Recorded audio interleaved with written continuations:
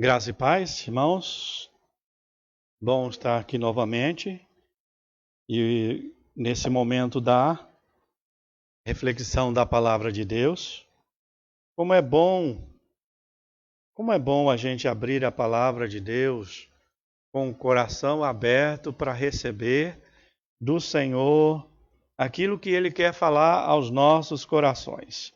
Hoje queremos pensar um pouquinho, refletir sobre as influências da igreja na nossa sociedade.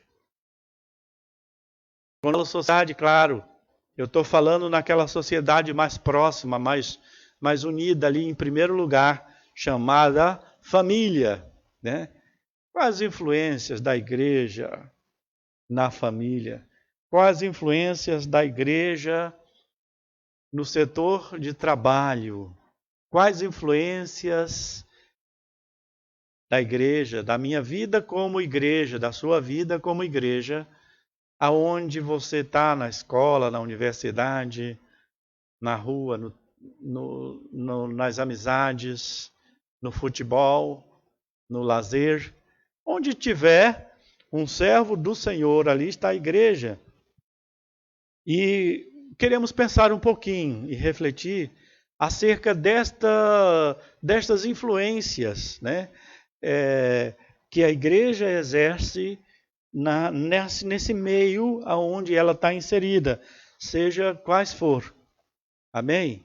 E assim eu quero convidá-los a pensar e refletir nesse respeito. Vamos orar mais uma vez.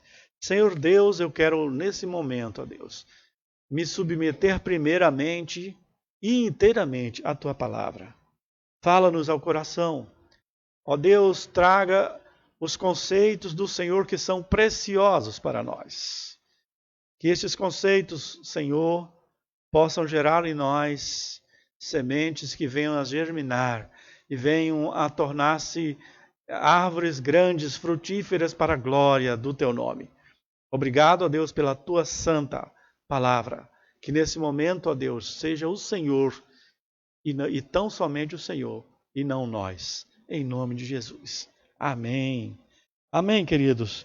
Pensando um pouco nessa influência, eu queria pensar dois grandes rios brasileiros.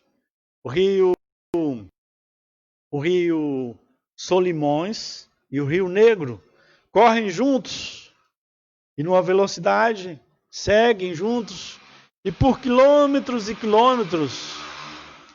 Esses dois rios, eles têm que, de fato, se misturem totalmente. E quem navega nele, nós já tivemos o privilégio de navegar nesses rios e olhar de um lado. Às vezes você está navegando no Rio Solimões, você está olhando aquela água um pouco marrom, um pouco aparentemente barrenta, e do outro lado você está vendo a água escura do Rio Negro, e eles seguem o seu curso numa velocidade aparentemente alta, o rio tem aquela correnteza. Em algum lugar do país, em algum desse rio vai se unir e se misturar. Mas até então você navega, olhando duas correntes fortes, seguindo em sua direção, seguindo o seu rumo, aonde eles vão chegar. Não é o caso. Eu quero usar este exemplo dos rios como uma reflexão de que a igreja segue no mundo e o mundo segue o curso dele, e a igreja segue o seu curso e às vezes segue em um bom período, um longo período, espaço longo de tempo e sem que, de fato, se influencie um ao outro. E em determinado ponto, em algum lugar, essas águas vão se misturar. A pergunta é, quando elas se misturarem, qual a água vai prevalecer? A água do Rio Solimões ou a água do Rio Negro? A mais escura e transparente ou a mais densa, barrenta e um pouco a marrom? Qual das duas vai transparecer, vai prevalecer a cor? Claro que é apenas uma ilustração. Nós, aplicando isso para o curso da igreja, nós queremos pensar assim: a igreja e seu curso no mundo, e aonde que ela mais influencia o mundo, ou o mundo influencia a igreja. Esse é o pensamento agora. Por isso eu quero pensar, junto com você, sobre as influências da igreja no mundo que nós vivemos. A igreja tem uma missão nesse mundo. Se fosse, comparando aqui aos rios, um desses rios que fosse comparado à igreja, deveria, em tese, influenciar de uma maneira tal que quando chegasse ao ponto, só se via a igreja, ou se via a igreja prevalecendo, ou as influências da igreja prevaleceriam nesse mundo, nessa sociedade que nós vivemos. E quando falamos isso, falamos o quê? Das coisas em que a igreja deve influenciar o mundo. De que maneira ela deve influenciar o mundo? Claro que quando pensamos isso, temos que ir para a Bíblia. Temos que olhar na palavra de Deus e ver a beleza da igreja no mundo. O Senhor Jesus disse que ela é luz no mundo. Portanto, se nesse momento que ela está influenciando o mundo, ela deve clarear o mundo, ela deve iluminar o mundo, ela deve servir de farol para o mundo, ela deve servir como uma referência, ela deve ser algo desejável, porque a luz é desejável, né? Se ela é sal, o sal tem uma função de preservar, uma função de dar sabor. Então a igreja, referente a isso, ela precisa preservar a vida, preservar as coisas boas, preservar a nossa sociedade, preservar o ser humano, preservar a natureza, preservar a vida e também dar sentido, dar sabor, dar alegria. E quando nós olhamos para as influências da igreja, nós só podemos buscar na própria palavra de Deus. Mas o fato é que, para Cristo, a igreja, ela é a sua noiva. E a noiva, ela reflete a beleza, ela reflete a alegria, ela reflete um momento especial, uma expectativa. Então, quando se aguarda a noiva chegando para o momento cerimonial, existe uma expectativa todos estão aguardando, todos estão preparando. E a Bíblia diz, o apóstolo Paulo, quando fala lá aos Efésios, capítulo 5, e compara, faz essa comparação também da igreja como sendo noiva e a noiva de Cristo, e no versículo 27 desse capítulo 5, ele vai dizer que a igreja deve se apresentar, ou deve estar preparada para se apresentar a si mesmo, igreja gloriosa. A igreja, ela precisa, nessa influência, ela precisa se apresentar para Cristo, em primeira mão, igreja gloriosa. Mas ela só vai se apresentar a Cristo como igreja gloriosa se também ela se apresentar ao mundo, a quem ela deve influenciar como igreja gloriosa.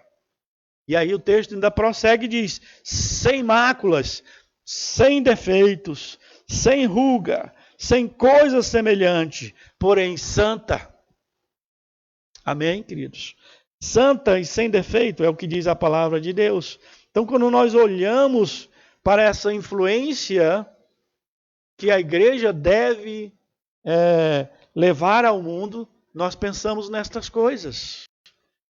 Nós podemos ir a Gálatas 5, foi lido há pouco, e vamos ver a Gálatas 5, capítulo 5, a partir do versículo 22, quando fala das obras do Espírito, e ali nós vamos ver quais são as influências da igreja nesse mundo. O que vai embelezar esse mundo serão essas influências positivas, as influências que vêm do Espírito: bondade, humildade, mansidão, domínio próprio. Todas estas coisas. Gálatas 5, versículo... lemos agora há pouco, a partir do 22, nós lemos nas obras do Espírito. Portanto, queridos, olhar para as influências da igreja nesse mundo, primeira coisa que eu preciso pensar é se essa corrente do mundo, e quando nós olhamos Gálatas 5, nós encontramos também as influências da carne, né? As obras da carne que são terríveis. São inveja, ciúme, idolatria, tantas outras coisas é citado ali. Eu não vou repetir essa leitura, mas eu quero pensar com vocês sobre as obras da igreja nesse mundo, ou seja, as influências da igreja nesse mundo. E essas influências, ela desponta da própria fonte que é o Senhor Jesus. Há uma canção que diz que a beleza de Cristo se veja em mim. Portanto, que a beleza de Cristo se veja através da igreja. E isso só vai aparecer nos seus atos de justiça. Quando a igreja, ela manifestar nesse mundo a beleza de Cristo. Quando essas águas que nós citamos aqui, dos rios, quando elas correm, ao que parece, talvez seja esse o motivo, não sou especialista no assunto, mas talvez seja esse o motivo delas não se misturarem ali e não se influenciarem uma a outra, porque elas estão na velocidade, elas estão indo. Quando a igreja está seguindo o seu rumo, ela está caminhando, ela não tem tempo para ser influenciada por esse mundo. Mas é preciso que ela encontre tempo para que o mundo seja influenciado por ela. Queridos, Efésios capítulo 5, nós lemos. Efésios capítulo 5, versículo 27. Diz que a igreja precisa se apresentar a Ele. Precisa estar caminhando nesta direção. Se apresentar a Cristo como igreja gloriosa. Esta é a influência da igreja nesse mundo. Uma igreja gloriosa, sem defeito, sem ruga, como nós já lemos aqui. E quando nós pensamos nessas coisas, nós precisamos voltar às Escrituras de um modo mais amplo e entender quais essas influências. A misericórdia é uma delas. Jesus Cristo é o exemplo do Pai misericordioso, é o exemplo da própria misericórdia. Ele demonstra misericórdia em todos os seus atos. E a igreja precisa refletir isso também. A igreja precisa ser uma igreja acolhedora. A beleza da igreja será vista quando esta igreja for uma igreja acolhedora. Quando ela estiver para receber as pessoas, abrir os braços e convidar as pessoas, receber muito bem, ser agradável, ser gentil, ser calorosa. Quando esta igreja ela obedecerá, ela vai representar muito bem a Cristo e ela vai influenciar esse mundo de maneira positiva, quando essa igreja também tornar-se cada vez mais fiel e fiel à própria palavra de Deus. O que deve nortear a nossa vida? Quais são os trilhos que devemos seguir na nossa caminhada? A fidelidade à palavra de Deus. Sem a palavra de Deus, andamos sem rumo, andamos sem bússola, caminhamos no escuro. Não temos como ser luz, nós precisamos da luz. A palavra de Deus é luz para o meu caminho e lâmpada para os meus pés, é assim que diz a própria palavra de Deus. Por isso a igreja precisa manter-se cada vez mais fiel à palavra de Deus. E ela será fiel à palavra de Deus quando ela tiver como uma prática diária. A igreja que não lê a Bíblia, a igreja que não caminha de acordo com aquilo que a Bíblia traz, os conceitos que vêm da palavra, é uma igreja que não reflete Jesus Cristo nesse mundo. E por isso ela não influencia, ela é influenciada. Começam a surgir ideias no mundo e essas ideias começam a penetrar na igreja, porque a igreja esqueceu da sua prática da leitura e da obediência à palavra de Deus. Isso é ser fiel. Mas eu colocaria como um dos pontos mais importantes para que a beleza de Cristo seja vista na igreja e ela se torne mais influente nesse mundo, é quando essa igreja é uma igreja amorosa. É uma igreja que manifesta o amor. As pessoas veem nos membros dessa igreja pessoas amorosas, pessoas que estão sempre dispostas a oferecer, porque o amor oferece. O amor, ele entrega. O amor, ele cria situações. Deus amou o mundo e ele o que fez? Ele deu o Filho.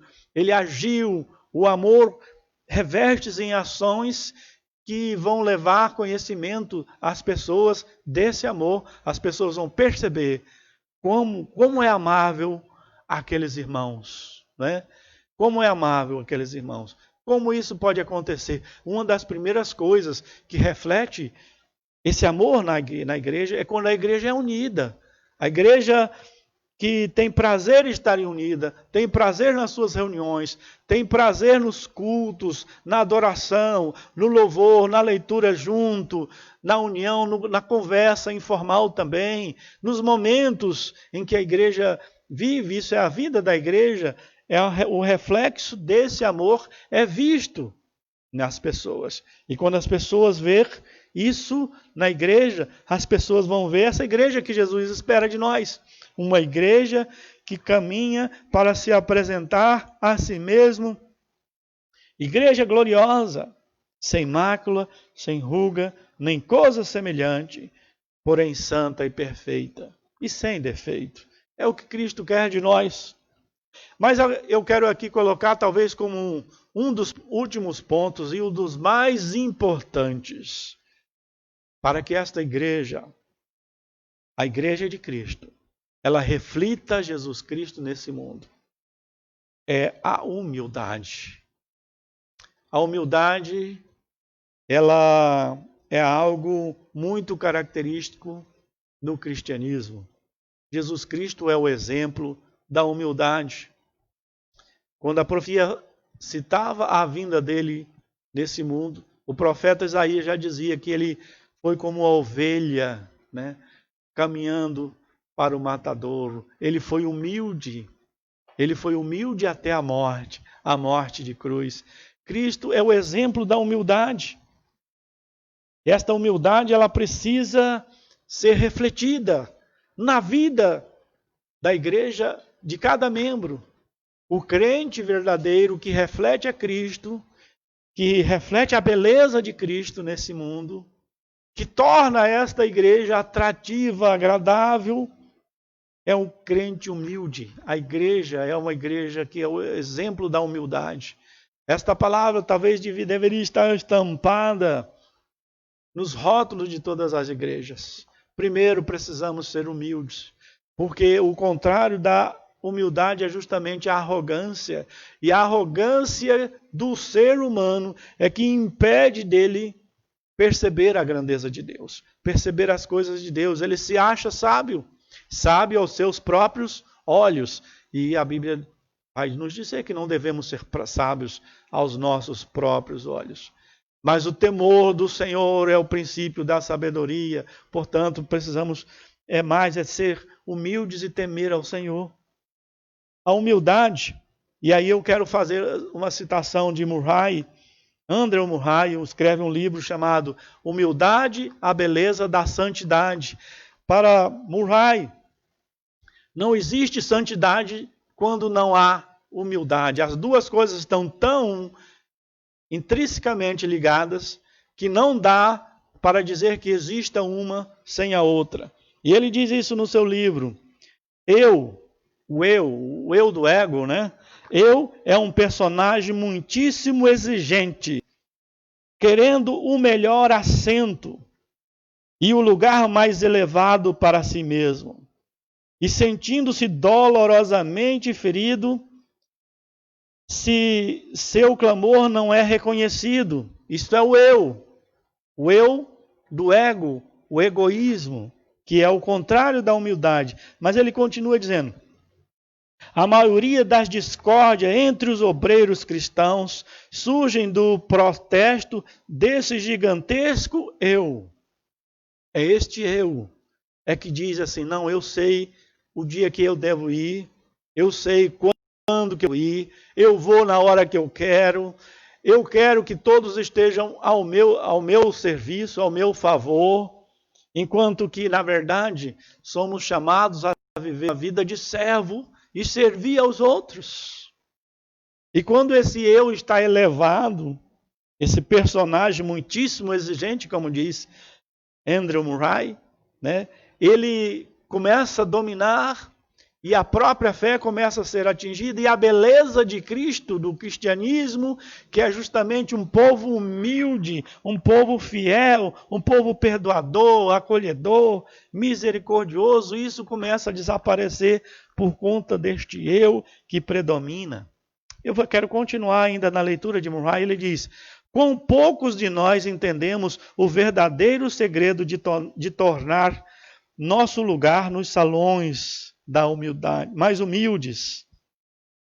O que você tem de orgulho dentro de você é o que tem também de anjo caído vivendo dentro de você.